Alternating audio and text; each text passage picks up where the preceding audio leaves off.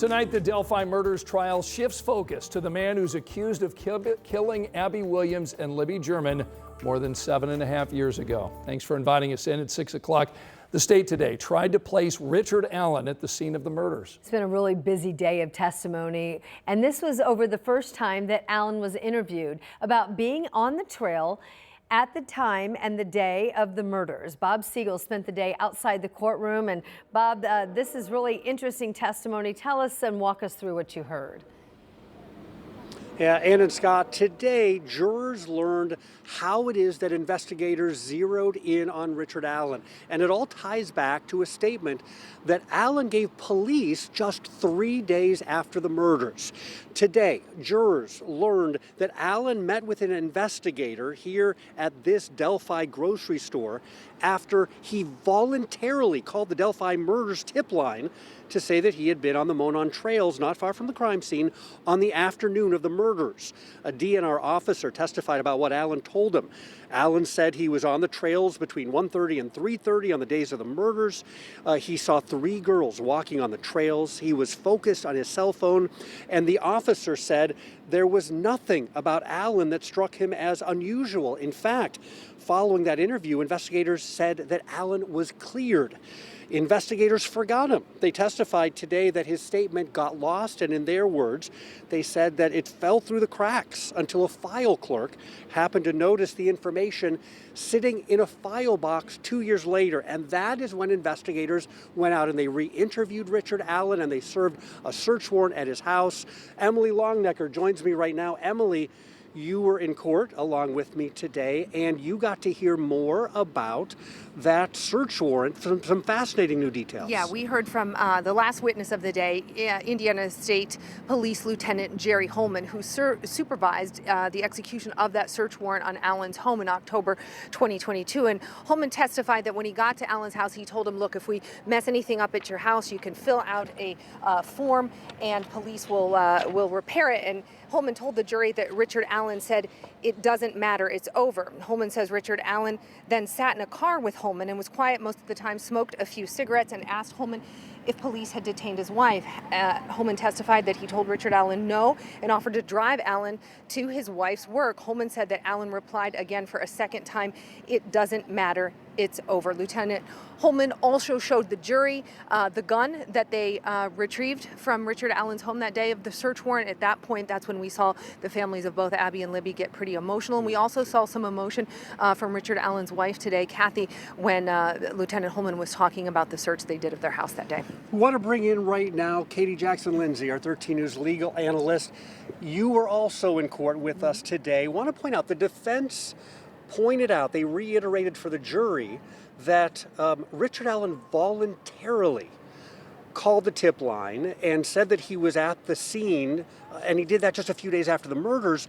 What does a jury make of that? And is that something that someone who just committed a double murder would do, calling police to say, I was close to the crime scene? Well, I think we will hear that this is the type of evidence that can cut both ways. The state will undoubtedly argue that a guilty person would do this in order to cover their tracks. But the defense, I think, is trying to build the idea that a guilty person would never do that. From a common sense standpoint, you wouldn't insert yourself into an investigation of your own criminal conduct. So it could really go either way for the jury. And did you hear anything today in the courtroom that you think could be perhaps problematic especially for the state that's presenting its case right now? Yeah, so I think there were a lot of spotlights today put on the mishandling of evidence from the start. The biggest thing that stood out to me was that we learned that Richard Allen's first interview was not recorded, despite having the down the hill audio of the suspect. So you would think they would have been recording every audio of every interview at that point. So it just highlights that there were some issues from the start. Yeah, and we want to talk briefly about the down the hill audio, because today we got to see the best view that we've had yet. We got to see what police have been working with, the really enhanced version of that video and audio, so we could hear and see things much better than we had before.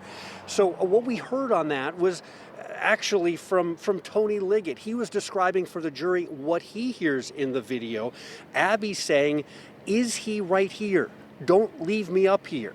Then Libby saying, that be a gun. There's no path here. And then we hear Bridge Guy say, guys, and then we hear one of the girls say hi, and then we hear the man say down the hill. At this point, the state is now looking to connect all of these pieces for the jury, trying to convince them that Richard Allen is Bridge Guy, the guy that we have seen in the video that Libby captured on her phone behind Abby and Libby on the bridge. We are going to have much more from Delphi coming up later tonight on 13 News. All right, Bob, Katie, and Emily, thanks so much for your coverage. And tonight on our Delphi Debrief, we're going to be taking a closer look at today's compelling police testimony. You can watch that stream every weeknight at 10 o'clock to catch up on the daily developments of the trial. WTHR Plus is a free download. You can get it on Apple TV, Amazon Fire Stick, and Roku. We learned today that a former Brownsburg teacher will not spend any time behind bars for her role in making a student with special needs eat his own throw up in the school cafeteria. Julie Taylor pled guilty to failure to report and was given 90 days probation. Police say during the incident, Taylor provided a tray for the 7-year-old to throw up on before another teacher then forced him to eat it. 2 other former staffers were charged with neglect of a dependent. They both are set to go on trial next year. An Indianapolis man was just sentenced to 50 years for a series of armed robberies across Indianapolis. Police arrested Giovanni Sanders in 2022 as he fled the scene of 2 robberies. Then investigators used photo, video, and cell phone evidence to tie him to at least 15 robberies in our city. Sanders took a plea deal back in September. 40 of his 50-year sentence will be served in prison. The other 10 will be suspended. Today, hundreds of Purdue students and faculty on campus got a chance to vote early, with polls closing just 2 hours ago. So originally, the Tippecanoe County Election Board said no campus location would meet its requirement, but then advocates pushed back. Our Lauren Kostick traveled to campus today and has a look at the huge turnout. Voting advocates spreading the word early Thursday morning, encouraging students to cast their ballots.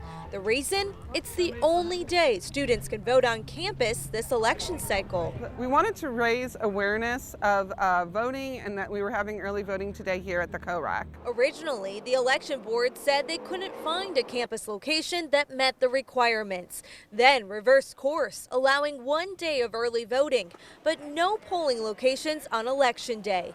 That meant long lines Thursday. One student missing part of class in order to get his vote in.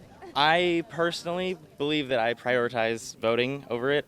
I would rather that this be open for more than just today.